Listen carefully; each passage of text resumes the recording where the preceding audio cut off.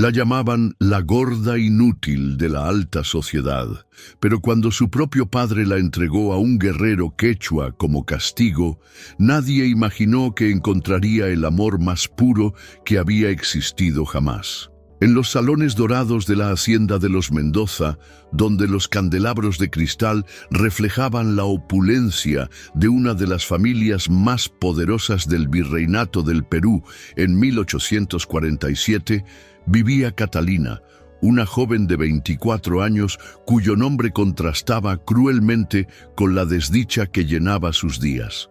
Su figura, robusta, sus mejillas redondas y sus ojos color miel habían sido motivo de vergüenza familiar desde que cumplió los 15 años y no logró conseguir pretendiente alguno en su presentación en sociedad. «Mira cómo se atiborra de dulces otra vez», susurraba su madre, doña Isabel, mientras observaba a Catalina desde el balcón de mármol que daba al jardín principal. Una señorita de su posición debería tener más autocontrol. Las palabras caían como gotas de veneno sobre el corazón ya herido de la joven, quien había aprendido a encontrar consuelo en los libros de su abuela y en los dulces que le robaba a la despensa cuando nadie la veía. Don Vicente de Mendoza, un hombre de 60 años cuyas canas hablaban de décadas construyendo el imperio familiar, contemplaba a su hija desde la ventana de su despacho con una mezcla de decepción y cálculo frío. Sus otros 5 hijos habían contraído matrimonios ventajosos que habían expandido tanto la fortuna como la influencia política de la familia. Pero Catalina, su única hija mujer, se había convertido en una carga que crecía con cada año que pasaba soltera. La noche del gran baile de la temporada social había llegado como una última oportunidad desesperada. Doña Isabel había mandado a hacer el vestido más caro que el dinero podía comprar, de seda azul real con bordados de hilo de oro, esperando que la opulencia del atuendo pudiera distraer la atención de la figura corpulenta de su hija. Pero cuando Catalina descendió por la escalinata de 1912, mármol hacia el salón principal, los murmullos y las miradas de lástima fueron como dagas clavándose en su alma. «¿Quién va a querer bailar con semejante ballena?», había murmurado el joven duque de Astorga sin molestarse en bajar la voz. Sus palabras fueron recibidas con risitas nerviosas por otros jóvenes de la alta sociedad, quienes veían en la humillación de Catalina una forma cruel de entretenimiento. La joven sintió como si el suelo de mármol se abriera bajo sus pies, pero mantuvo la compostura que años de educación aristocrática le habían enseñado. Durante toda la velada, Catalina permaneció sentada junto a las matronas mayores, observando cómo otras jóvenes de su edad danzaban elegantemente con pretendientes que jamás se acercarían a ella. Su abanico de nácar temblaba ligeramente en sus manos mientras trataba de mantener una sonrisa digna, pero por dentro se desmoronaba pieza por pieza. Cuando el baile terminó y la familia regresó a casa en su carruaje dorado, el silencio no fue más elocuente que cualquier reproche. Al día siguiente, don Vicente convocó a su hija a su despacho. Las paredes forradas de libros de leyes y mapas de sus extensas propiedades fueron testigos mudos de la conversación que cambiaría para siempre el destino de Catalina. El hombre se paseaba de un lado a otro, su bastón de caoba golpeando rítmicamente contra el suelo de madera mientras buscaba las palabras apropiadas para expresar su frustración. Catalina comenzó finalmente sin mirarla a los ojos. «Tienes 24 años. A tu edad, tu madre ya había dado a luz a 3 hijos y consolidado alianzas que beneficiaron enormemente a esta familia. Pero tú…», se detuvo gesticulando vagamente hacia ella. «Tú has resultado ser una inversión fallida, una vergüenza para el apellido de los Mendoza». Las palabras golpearon a Catalina como martillazos. Había escuchado variaciones de ese discurso durante años, pero nunca expresado con tanta crudeza. «He decidido», continuó su padre, «que es hora de encontrar una solución definitiva a tu situación. Mañana llega un prisionero quechua al fuerte militar, un guerrero capturado durante las últimas escaramuzas en la frontera. Don Vicente se detuvo frente a su escritorio de caoba, tomando un documento oficial entre sus manos. Las autoridades han accedido a mi propuesta. Serás entregada a este salvaje como su compañera. Así, al menos, servirás para algo útil: mantener controlado a un prisionero peligroso. El mundo de Catalina se tambaleó. Durante unos segundos, creyó haber escuchado mal. «Padre», murmuró con voz temblorosa. «¿Está hablando en serio?» «Completamente en serio», respondió él con frialdad glacial. «Ya no puedo seguir manteniendo a una hija que no aporta nada a esta familia. Al menos de esta manera, tu existencia tendrá algún propósito. Evitarás que tengamos que ejecutar al quechua y tú finalmente tendrás un marido, aunque sea un salvaje». Catalina se puso de pie lentamente, sintiendo como si estuviera flotando fuera de su propio cuerpo. «¿Me está vendiendo a un prisionero de guerra?», preguntó, su voz apenas un susurro. «Te estoy dando la oportunidad de ser útil por primera vez en tu vida», replicó don Vicente sin un ápice de compasión. «El quechua se llama Amaru. Mañana serás trasladada a la reducción que le han asignado. Considera esto como tu matrimonio arreglado, solo que con alguien de tu nivel». Esa noche, mientras empacaba sus pocas pertenencias personales en un baúl de cuero, Catalina lloró por primera vez en años. Pero entre las lágrimas de dolor y humillación comenzó a germinar algo inesperado, una extraña sensación de liberación. Por primera vez en su vida estaría lejos de las miradas de desprecio, de los comentarios crueles, de la constante sensación de ser una decepción viviente. Al amanecer siguiente, cuando el carruaje se alejó de la hacienda familiar llevándosela hacia lo desconocido, Catalina no miró atrás. No sabía que se dirigía hacia el encuentro que transformaría su vida de maneras que jamás habría imaginado posible. El territorio quechua se extendía bajo el sol implacable como una tierra olvidada por Dios, donde las rocas rojas contrastaban con el cielo azul intenso, y el viento llevaba historias de libertad y resistencia. Amaru había sido llevado a este lugar no como castigo, sino como parte de un experimento del gobierno virreinal: establecer reducciones donde los guerreros capturados pudieran vivir en paz controlada en lugar de ser ejecutados. El experimento incluía proporcionarles esposas criollas para civilizarlos y crear descendencia mestiza que fuera más fácil de controlar. Cuando el carruaje polvoriento se detuvo frente a la cabaña de adobe que sería su nuevo hogar, Catalina descendió con las piernas temblorosas y el corazón latiendo como un tambor de guerra. El aire del desierto era diferente a todo lo que había conocido: seco, caliente, cargado de una energía salvaje que la hizo sentir extrañamente viva. Sus faldas de seda, tan apropiadas para los salones de la ciudad, se veían ridículamente fuera de lugar en este paisaje árido. Amaru emergió de la sombra de la cabaña como una aparición surgida de las leyendas.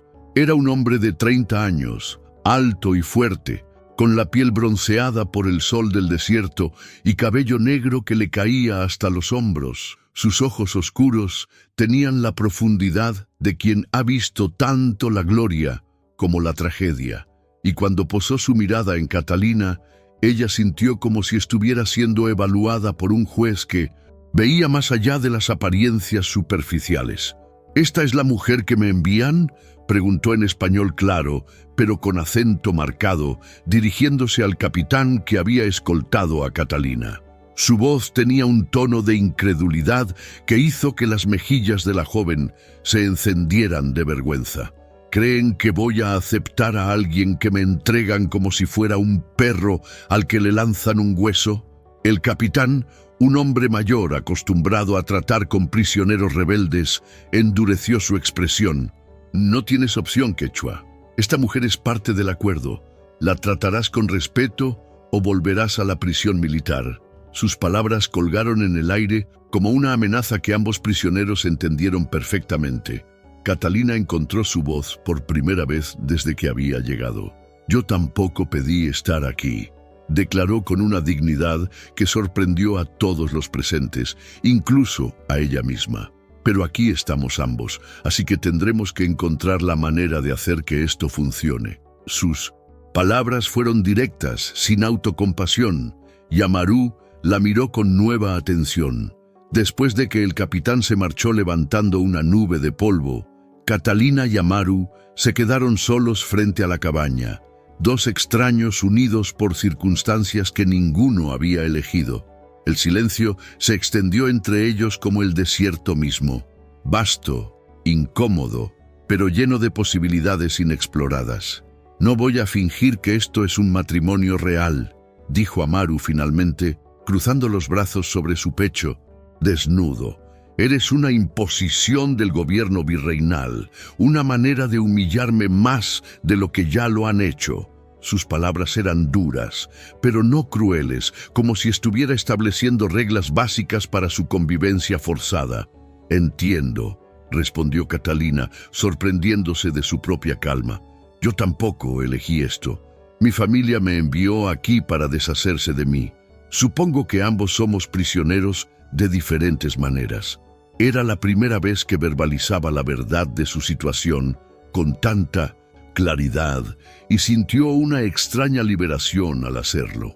Los primeros días fueron una danza cuidadosa de evitar conflictos. Amaru salía temprano para cazar y trabajar en los pequeños cultivos que había establecido, mientras Catalina se quedaba en la cabaña, explorando su nuevo hogar y tratando de adaptarse a una vida completamente diferente a todo lo que había conocido. La cabaña era simple pero funcional. 2 habitaciones separadas, una cocina con hogar de piedra y muebles hechos a mano que mostraban la habilidad artesanal del guerrero. Fue cuando Catalina encontró las hierbas medicinales secándose en la cocina que descubrió el primer punto de conexión con su compañero forzado.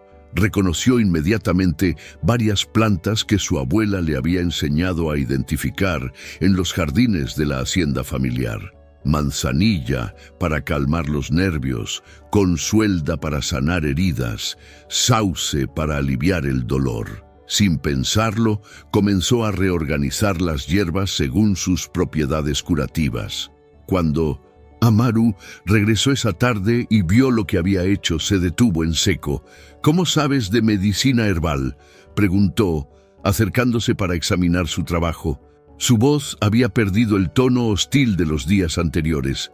«Mi abuela era curandera antes de casarse con mi abuelo», explicó Catalina, tocando suavemente las hojas secas. «Me enseñó en secreto porque mi madre consideraba que no era apropiado para una señorita de sociedad, pero siempre me fascinó la idea de poder ayudar a sanar a las personas». Por primera vez desde su llegada, Amaru la miró con algo parecido al respeto. «Estas plantas las uso para tratar heridas de caza y enfermedades menores, pero hay algunas que no sé cómo preparar correctamente», dijo él. Hizo una pausa, como si estuviera considerando cuidadosamente sus próximas palabras. «¿Podrías enseñarme?». Esa simple pregunta marcó el comienzo de una transformación sutil, pero profunda, en su relación. Durante las semanas siguientes, Catalina y Amaru pasaban las tardes trabajando juntos con las plantas medicinales. Él le enseñaba sobre las propiedades específicas de las hierbas del desierto, mientras ella compartía las técnicas de preparación que había aprendido de su abuela. Sus manos a veces se rozaban mientras preparaban ungüentos y tinturas, creando momentos de intimidad accidental que ninguno de los dos sabía cómo interpretar. Una tarde, mientras preparaban una pomada para tratar las quemaduras de sol, Catalina se atrevió a hacer una pregunta personal. «¿Tenías familia antes de ser capturado?», preguntó suavemente, sin levantar la vista de su trabajo. Amaru se quedó inmóvil durante un largo momento. «Tenía una esposa», dijo finalmente, su voz cargada de una tristeza que hizo que el corazón de Catalina se comprimiera. «Se llamaba Anaí. Murió durante un ataque del ejército a nuestro poblado. Por eso me volví tan temerario en la batalla. Ya no tenía nada que perder. Catalina levantó la vista y vio el dolor crudo en los ojos del guerrero. Sin pensarlo, extendió su mano y tocó suavemente la suya. «Lo siento mucho», murmuró. «Debe haber sido una mujer muy especial para inspirar tanto amor». «Lo era», respondió él, no apartando su mano. «Era pequeña, delicada, siempre sonriendo. Todo lo opuesto a...» Se detuvo abruptamente, dándose cuenta de lo que estaba a punto de decir. «Todo lo opuesto a mí», completó Catalina con una sonrisa triste, pero sin amargura. «No te preocupes. Sé exactamente qué clase de mujer soy y qué clase no soy. He vivido con esa realidad toda mi vida». Amaru la estudió con nueva intensidad. «¿Tu familia te trataba mal?», preguntó directamente. «Me trataban como una decepción constante», respondió Catalina con honestidad brutal. «Desde que tengo memoria, he sido la hija gorda que no sirve para nada. Mi único valor era el apellido que llevaba, y ni siquiera eso fue suficiente para conseguirme un marido». Se encogió de hombros con una aceptación que había costado años de dolor desarrollar. Esa noche, mientras cada uno se retiraba a su habitación separada, como habían hecho desde su llegada, ambos llevaban consigo una nueva comprensión. Habían comenzado a verse no como extraños forzados a convivir, sino como dos personas heridas que tal vez podrían encontrar consuelo en su compañía mutua. Los meses que siguieron trajeron cambios sutiles, pero profundos, tanto al desierto como a los corazones de sus habitantes. Catalina había establecido un pequeño jardín medicinal detrás de la cabaña, donde cultivaba las hierbas que mejor se adaptaban al clima árido.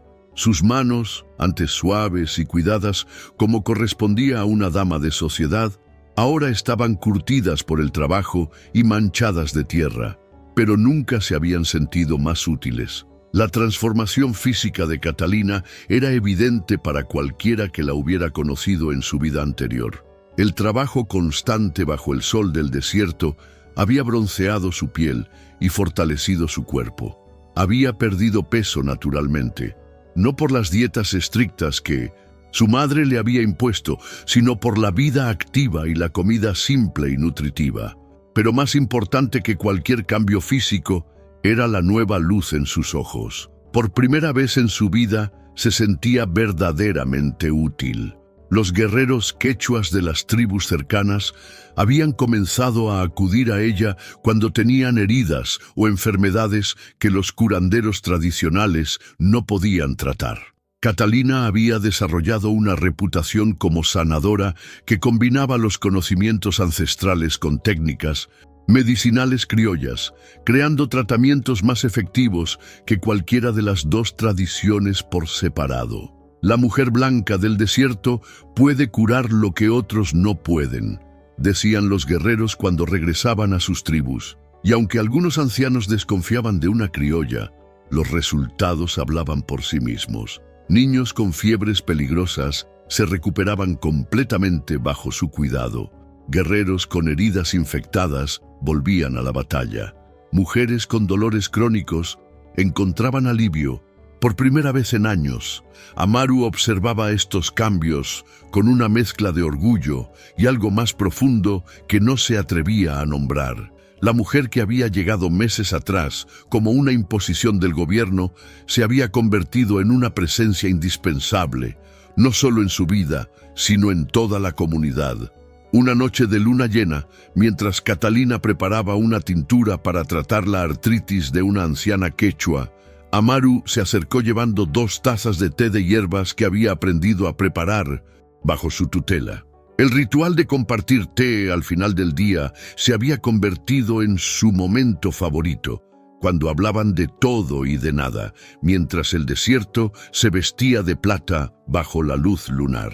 «¿Echas de menos tu vida anterior?», preguntó él, sentándose en el banco de madera que había construido especialmente para esos momentos. Era una pregunta que había querido hacer durante semanas, pero que nunca había encontrado el momento apropiado.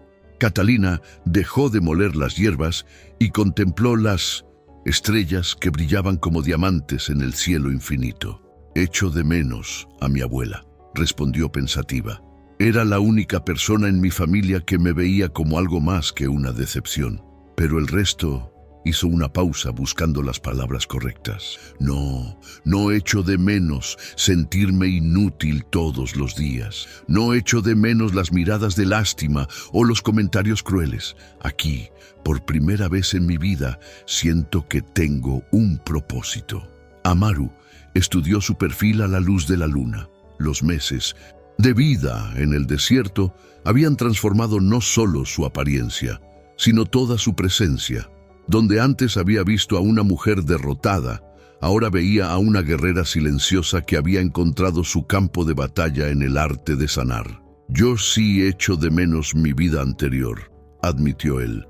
«Echo de menos la libertad de cabalgar por las montañas sin restricciones, de cazar donde quisiera, de vivir según las tradiciones de mis ancestros». Hizo una pausa, su voz volviéndose más suave. «Pero ya no echo de menos la soledad. Durante mucho tiempo después de perder a Anaí, pensé que estaría solo para siempre, que una parte de mí había muerto con ella». Catalina se volvió hacia él, sintiendo que estaban acercándose a territorio emocional peligroso.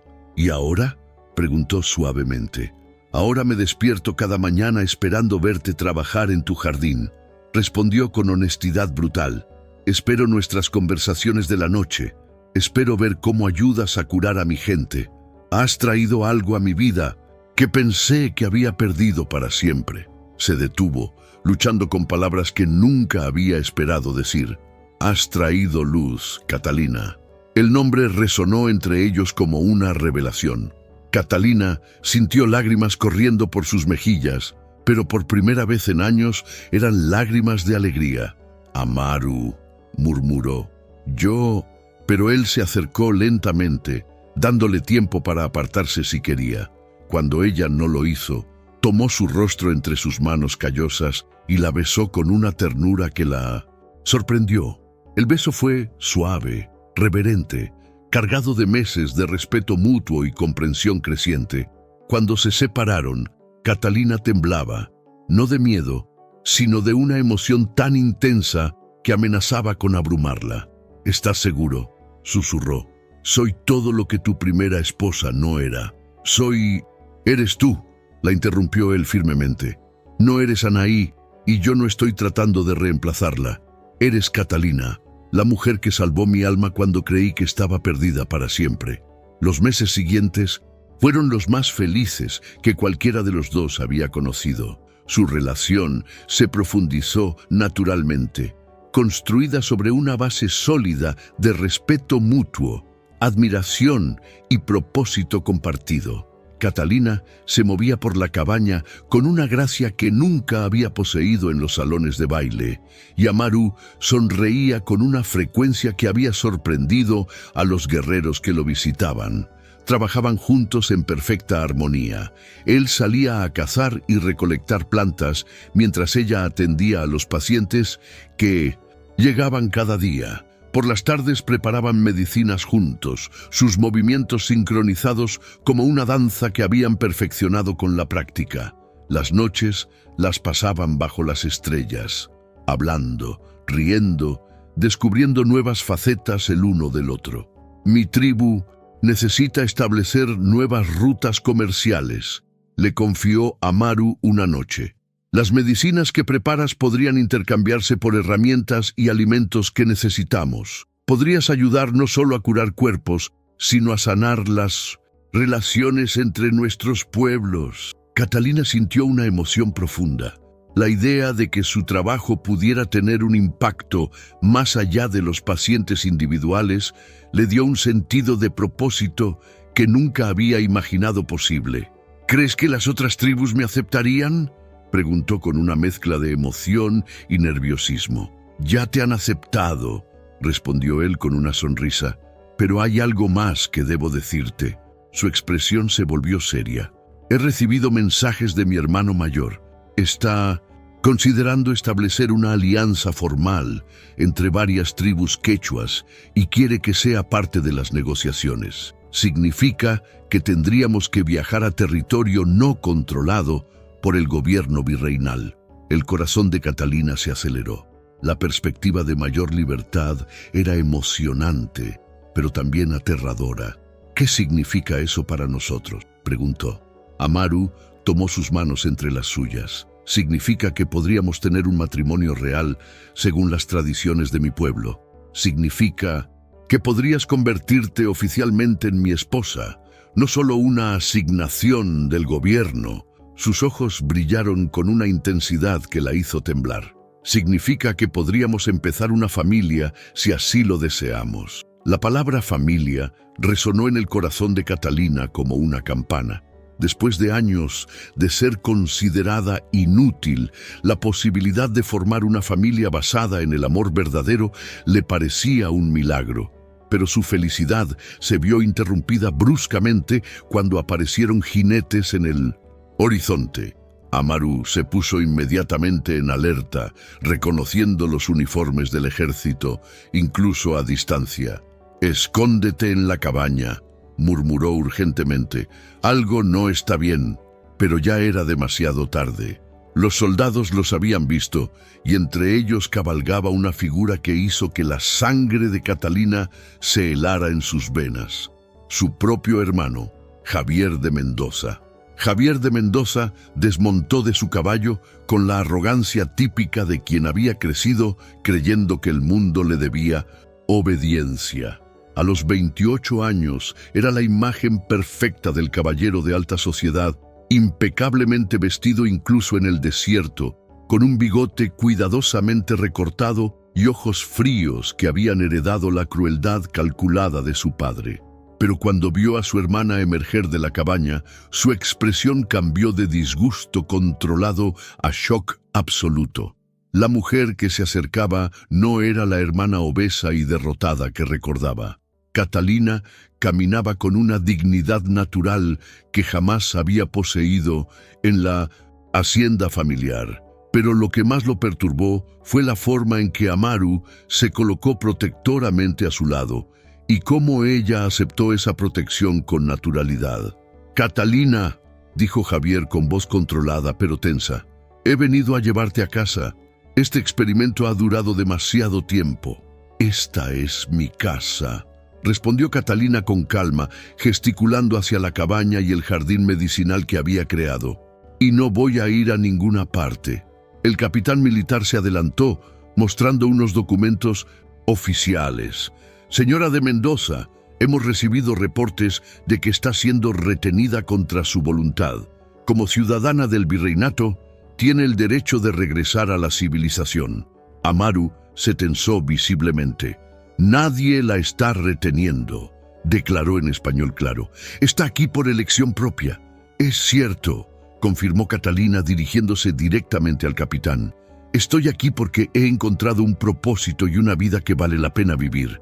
No necesito ser rescatada de la felicidad». Javier se acercó, estudiando a su hermana con ojos entrecerrados. «Mira en lo que te has convertido», murmuró con una mezcla de disgusto y algo que podría haber sido envidia. «Vestida como una salvaje, viviendo en una choza, trabajando con las manos como una india común.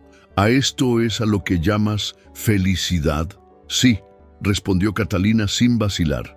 «Llamo felicidad a despertar cada mañana sabiendo que mi vida tiene valor. Llamo felicidad a poder ayudar a sanar a las personas, a ser respetada por mis habilidades en lugar de ser despreciada por mi apariencia. Llamo felicidad a estar con un hombre que me ama por quien soy, no por el apellido que llevo». Las palabras cayeron como bombas en el silencio del desierto. Javier intercambió una mirada significativa con el capitán. «Está claro que te han lavado el cerebro», declaró finalmente. «Padre me envió con instrucciones específicas. Si no vienes voluntariamente, tengo autorización para llevarte por la fuerza». Amaru se adelantó, su presencia imponente, llenando el espacio entre los soldados y Catalina. Tendrán que matarme primero, declaró con la tranquila certeza de un guerrero que había enfrentado la muerte muchas veces. Eso puede arreglarse, replicó Javier con frialdad, haciendo una señal a los soldados que lo acompañaban. 6 hombres armados rodearon a la pareja, sus rifles apuntando directamente a Amaru. Catalina sintió que su mundo se desmoronaba. Durante meses había vivido en una burbuja de felicidad, olvidando temporalmente el poder que su familia tenía para destruir todo lo que tocaba. «Está bien», dijo finalmente, su voz quebrándose ligeramente. «Iré con ustedes». Se volvió hacia Amaru, cuyos ojos mostraban una furia contenida que amenazaba con explotar. «No quiero que te lastimen por mi culpa». «No», rugió Amaru, tomándola por los hombros. «No voy a dejarte ir con ellos. Hemos construido algo hermoso aquí. No voy a permitir que te arrastren de vuelta a una vida que te estaba matando lentamente». Catalina tocó suavemente su rostro, memorizando cada línea, cada cicatriz, cada expresión de amor desesperado. «Si me amas verdaderamente», susurró, «déjame protegerte. Encontraré una manera de regresar a ti, te lo prometo». El viaje de regreso a la ciudad fue una pesadilla de calor, polvo y silencio tenso. Catalina cabalgaba entre los soldados como una prisionera, mientras su mente trabajaba febrilmente buscando una estrategia de escape. Javier cabalgaba a su lado, lanzándole miradas ocasionales que mezclaban triunfo con algo que podría haber sido respeto a regañadientes. «¿Realmente te ama?», preguntó finalmente. «¿O solo te usa porque es lo que le dieron?». Era la primera pregunta personal que su hermano le había hecho en años. «Me ama», respondió con certeza absoluta, «y yo lo amo a él. Es el primer hombre que me ha visto como una persona completa, no como una decepción que hay que tolerar». Javier permaneció en silencio durante varios minutos. «Padre dice que vas a ser enviada al convento de Santa Clara del Desagravio», informó finalmente. «Dice que tu alma necesita purificación después de esto». El convento. Catalina había escuchado historias sobre ese lugar. Mujeres problemáticas de familias acomodadas eran enviadas allí para ser reformadas a través de años de oración, penitencia y aislamiento total del mundo exterior. Era una prisión disfrazada de institución religiosa. «¿Y tú qué opinas?», preguntó Catalina, estudiando el rostro de su hermano. «¿Crees que necesito purificación?». Rodrigo tardó en responder. «Creo», dijo lentamente, «que eres la primera persona en nuestra familia que ha encontrado algo real, algo que no está basado en dinero, poder o apariencias». Hizo una pausa, como si las siguientes palabras le costaran un gran esfuerzo. «Creo que Padre está celoso porque has encontrado lo que él nunca tuvo, amor verdadero».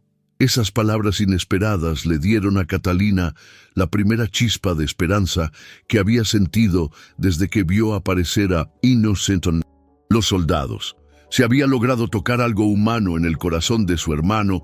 Tal vez hubiera una posibilidad de que otros miembros de su familia también pudieran ver la verdad.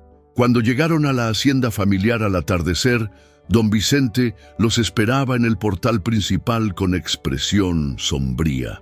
Pero cuando vio a su hija descender del caballo, su expresión cambió a shock, exactamente como había pasado con Javier. La mujer que regresaba no era la misma que había enviado al desierto meses atrás. «Catalina», murmuró acercándose lentamente, «te ves diferente». «Me veo como alguien que ha encontrado su lugar en el mundo», respondió ella, manteniendo la cabeza alta. «Me veo como alguien que ha aprendido a valorarse a sí misma». Don Vicente estudió a su hija durante un largo momento. Los cambios eran innegables, pero lo que más lo perturbaba era la ausencia total de la sumisión que había caracterizado todos sus años anteriores. «Mañana irás al convento», declaró finalmente, como si pudiera restaurar su autoridad mediante la firmeza de su voz. «Las hermanas se encargarán de limpiar tu alma de las influencias paganas que has absorbido». «No», respondió Catalina simplemente. «No iré al convento. y no permitiré que destruyan lo que he construido. El silencio que siguió fue tan profundo que se podía escuchar el viento nocturno susurrando entre los árboles del jardín. Don Vicente no podía recordar la última vez que alguien en su familia se había atrevido a desafiarlo tan directamente. La guerra entre el pasado y el futuro de Catalina estaba a punto de comenzar. La noticia de que Catalina de Mendoza había regresado del cautiverio quechua se extendió por la alta sociedad como un incendio en época seca. Para el mediodía siguiente, la hacienda familiar estaba rodeada de curiosos. Don Vicente había convocado al padre Lorenzo, el director del convento de Santa Clara del Desagravio, para que evaluara el estado espiritual de su hija. El sacerdote llegó preparado para encontrar resistencia. Lo que no esperaba era encontrarse con una mujer que irradiaba una paz interior que él mismo envidiaba. «Hija mía», comenzó el padre Lorenzo, «entiendo que has pasado por una experiencia muy difícil.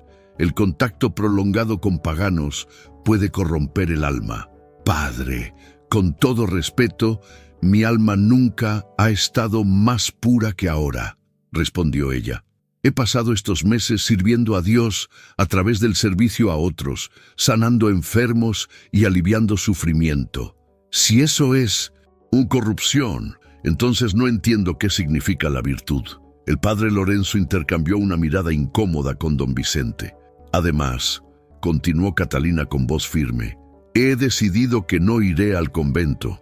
He encontrado mi vocación verdadera y es una que puedo ejercer mejor en libertad que encerrada entre muros». Don Vicente se puso de pie bruscamente, su rostro enrojeciendo de furia.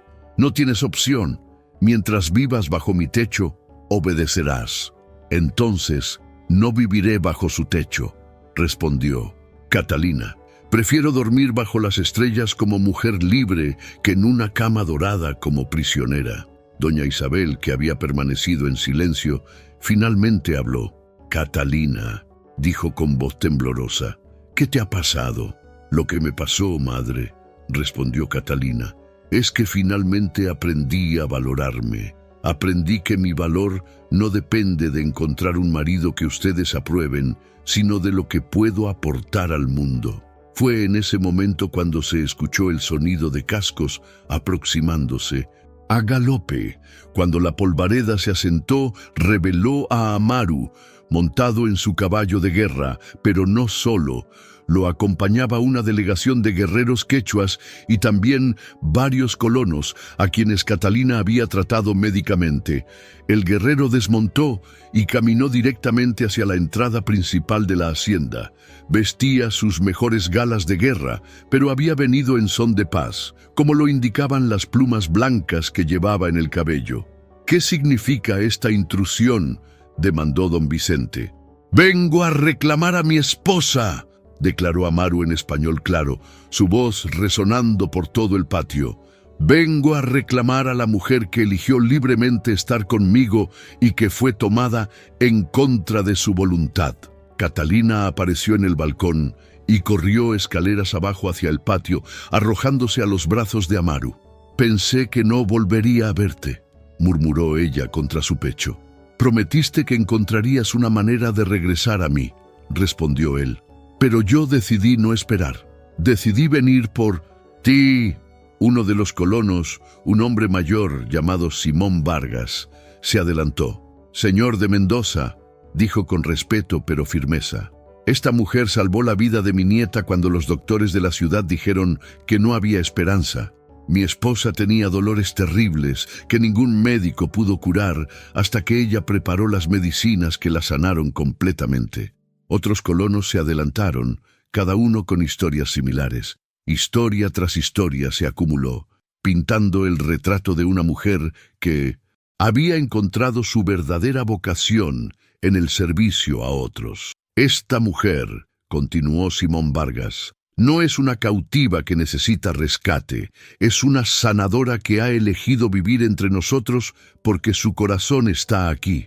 Separarla de su esposo y de su trabajo sería un crimen contra Dios y contra la humanidad. El padre Lorenzo, cuya expresión había cambiado completamente durante los testimonios, se acercó.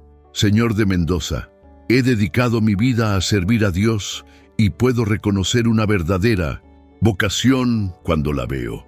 Interferir con eso sería interferir con la voluntad divina. Don Vicente se encontró en una posición imposible. La evidencia era abrumadora.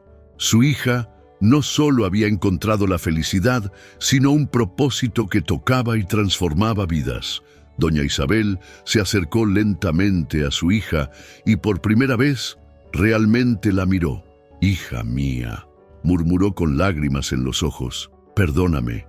Estaba tan preocupada por lo que la sociedad pensaría que nunca me detuve a ver lo que tú necesitabas». Catalina abrazó a su madre, sintiendo que una herida que había llevado durante años finalmente comenzaba a sanar. Amaru se acercó a don Vicente con dignidad solemne.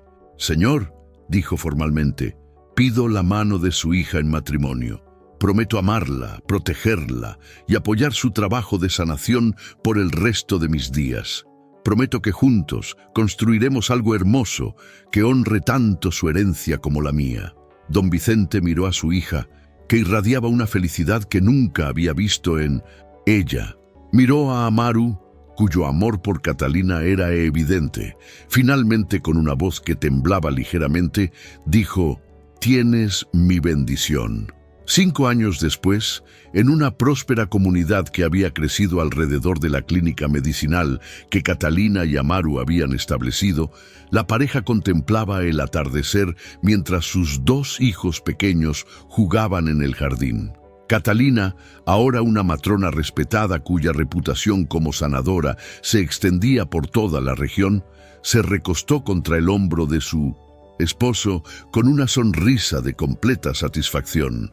«¿Alguna vez te arrepientes?», le preguntó Amaru, como había hecho muchas veces a lo largo de los años. «Jamás», respondió ella, observando a sus hijos que corrían entre las flores medicinales que habían plantado juntos. «Encontré mi lugar en el mundo, encontré mi propósito, encontré el amor verdadero. ¿Qué más podría pedir?». En la distancia, el sol se ponía, pintando el cielo de oro y carmesí, bendiciendo una historia de amor que había comenzado como castigo y se había transformado en el más hermoso de los regalos.